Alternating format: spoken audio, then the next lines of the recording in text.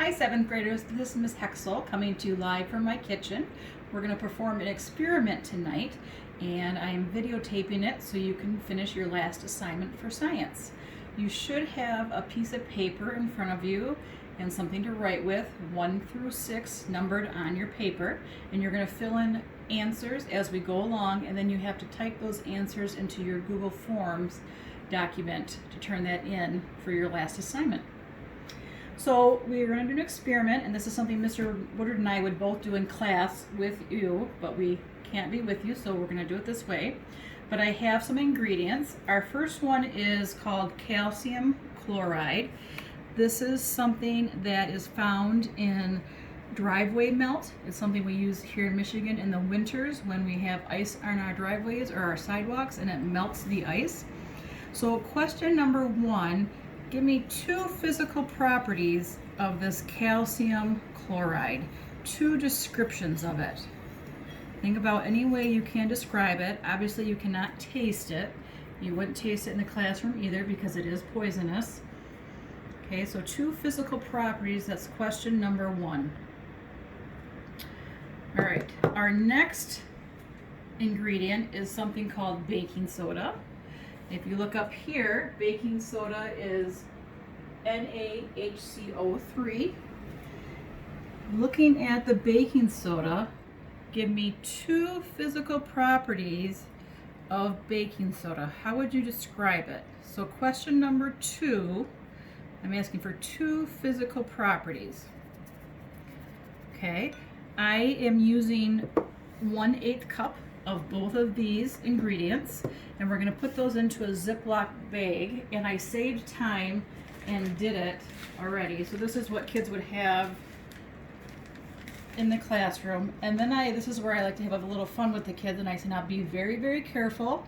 We got to put our safety goggles on because we're measuring chemicals, so we want safety first. And I tell the kids to be very, very careful and mix these 2 things together to see what will happen. Okay, so let's go ahead and mix them together. I usually try to make a big deal out of it because then they keep thinking something very cool is going to happen, when in fact nothing really happens. Okay, so now question number 3. What kind of change is this? When I mix the calcium chloride and the baking soda together, what kind of change did I get? Did I get a physical change or a chemical change? That's question number 3.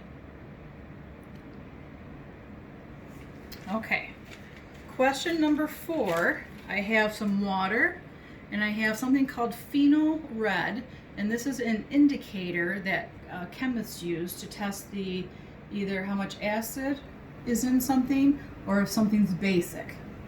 So we're going to put about 5 or 6 drops, squirts maybe. 1, 2, 3, 4, 5, 6. Let's do 2 more. 7, 8. Question number 4, what kind of change is this? When I put the phenol red into the water, is that a physical change or a chemical change? Am I getting something new, or is it just mixing together? Okay, so that's question number 4. All right, so this is where the fun starts. Make sure your safety goggles are on. You're going to very carefully, or I'm going to, because I'm doing it, put the cup of water and phenol red in the middle, and then I would have students very carefully try to get all the air out of the bag and then seal it and make sure it's sealed as tight as you can. And this is where you can really test how good your Ziploc bags are. Now, once that is sealed, this is where I have to tell kids that something is going to happen, and you got to be careful, and you're going to have to watch carefully because a lot happens fast. I'm going to have to share some of that with you because you're not here to feel it or touch it to get all of the changes. But what we're doing, these are the ingredients we're mixing together, and we're going to find out these reactants, what happens when we mix them all together. Okay, so we're going to be very careful, and we're going to go ahead and do it.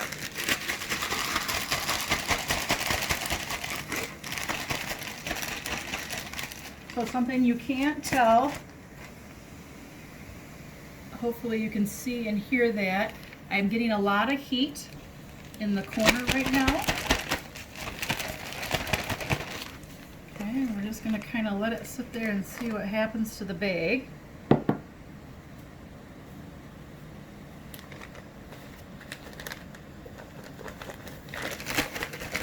Now, the bag is actually very, very cold now. These corners are now cold. Okay, and we're going to kind of see, hopefully you can see what's happening to the bag. And this is where I kind of ask the kids sometimes to stand back because we never know how strong the bag is, so we might point it this way.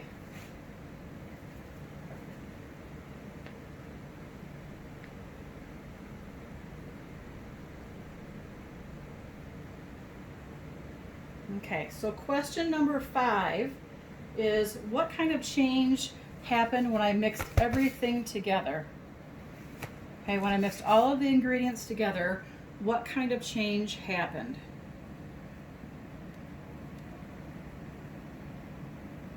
Okay, now this is where kids try to obviously get it to pop, so they keep shaking it.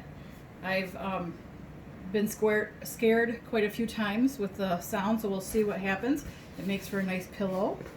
All right, so the last question says, list 2 clues that happened to know that your change in question 5 really happened. What are 2 clues that you saw to prove that the change in question 5 happened? Okay, so I'm going to review the questions with you. Here's my chalkboard. All right, so question number 1, list 2 physical properties of the calcium chloride. Number 2, list 2 physical properties of baking soda. What kind of change happened when I mixed these 2 ingredients together? That's question 3. Question 4, when I mixed the pheno red with water, what kind of change was that? Question 5, what happened or what kind of change happened when I mixed all the ingredients together? And then question 6, list 2 clues that proves the change in question 5 occurred. So what, there you go. That scares me every time. All right. So this is our experiment, and I appreciate you listening.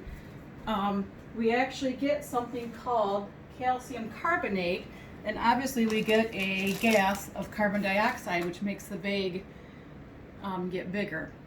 Okay, so take these questions and put it into Google Forms. Mr. Woodard and I want to say how much we appreciate all of your hard work during this time. We are also going to put a survey on Google Classroom that Mr. Tiefenbach wants you to take. It's about online learning and how you thought it went.